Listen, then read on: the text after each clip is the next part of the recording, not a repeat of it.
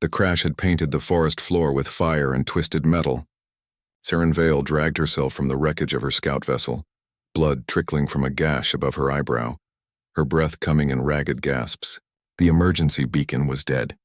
The comms array was slag, and somewhere in the canopy above, she could hear the distinctive whine of Drexian hunter drones circling like mechanical vultures.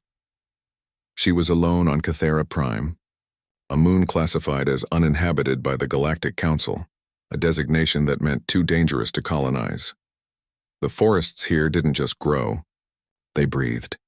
They hunted, and according to the briefing she'd skimmed before her reconnaissance mission went sideways, nothing that entered these woods came out unchanged if it came out at all. Saren stumbled through the undergrowth, her sidearm clutched in one hand, her survival kit in the other. The Drexian warship hung in the sky like a black dagger, its weapons batteries charging for another strike. They'd followed her through the jump gate, determined to ensure that whatever intel she'd gathered died with her. That's when she heard it. A whimper. Small and broken, she found him wedged beneath a fallen tree, his silver fur matted with blood, one hind leg twisted at an unnatural angle.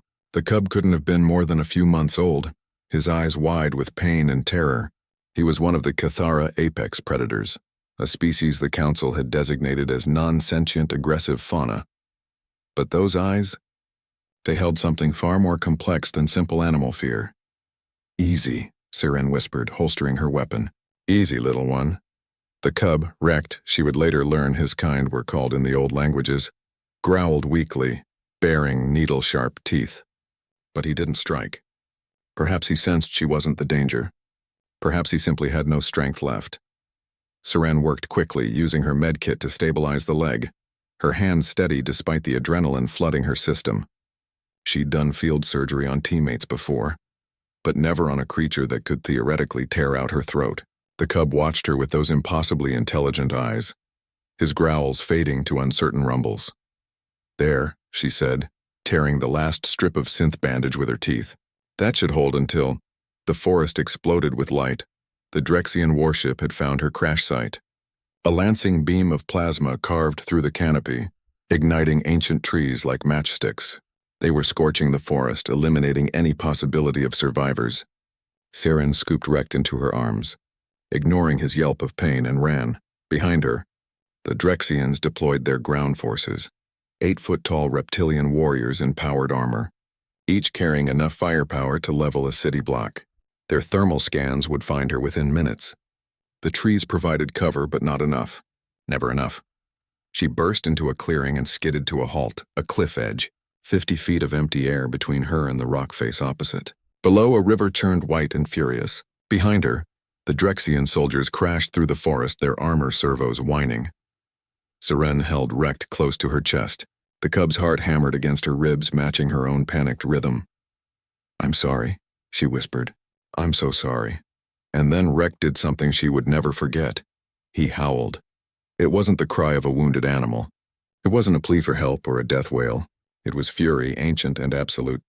The sound tore from his small body with impossible volume, resonating through the forest like a war horn from humanity's oldest legends. The trees themselves seemed to shudder. The very air grew thick with something primal. Saren felt the hair on her arm stand on end. For 3 heartbeats, the forest held its breath. Then it answered. From every direction, from distances that should have been impossible, they came. The apex predators of Cathara Prime, Rekt's kind, materialized from the shadows like living nightmares. Creatures 10 feet tall at the shoulder, their silver fur rippling over muscles like coiled steel, their eyes burning with intelligence that belied every council classification. They moved as one mind. Dozens of them, then hundreds, and they were angry. The lead Drexian soldier raised his weapon, but never fired. A massive predator, easily twice Rekt's adult size, crashed into him with the force of a freight train. Armor crumpled like paper. The soldier's scream cut short with brutal finality. The forest became a killing ground. The Drexians fought with military precision, with superior technology, with the confidence of a species that had conquered a dozen worlds. But they weren't fighting soldiers. They were fighting Cathara itself. Every tree seemed to hide fangs. Every shadow concealed claws. The predators tore through powered armor like it was silk, their pack coordination beyond anything Seren had seen in natural creatures. Because they weren't just natural creatures. She understood that now. One of the great beasts, a scarred female with frost-white fur, approached Seren slowly. The woman held Rekt tighter, ready to jump if necessary, but the female simply lowered her massive head, her breath washing over them in a warm exhale. Her eyes met Seren's. "Thank you," those eyes said, as clear as words. Then she turned and rejoined the hunt. Above, the Drexian warship attempted to provide air support, but the predators had learned. They scattered using the terrain, making targeting impossible without destroying their own forces. When the Drexians tried to retreat to their dropships, they found the landing zones overrun, their vessels torn apart. Within 20 minutes, it was over.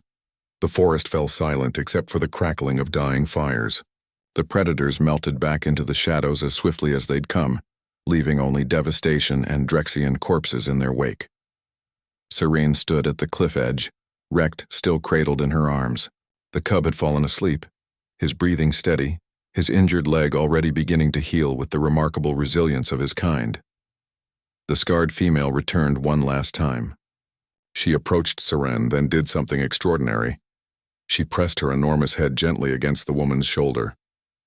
A gesture of respect, of alliance.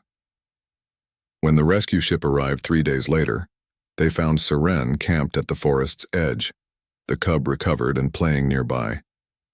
The captain wanted to know how she'd survived, how she'd defeated an entire Drexian strike force. Seren looked at Rekt, who watched her with those knowing eyes. "I didn't," she said simply. "I just helped someone who needed it. The forest did the rest."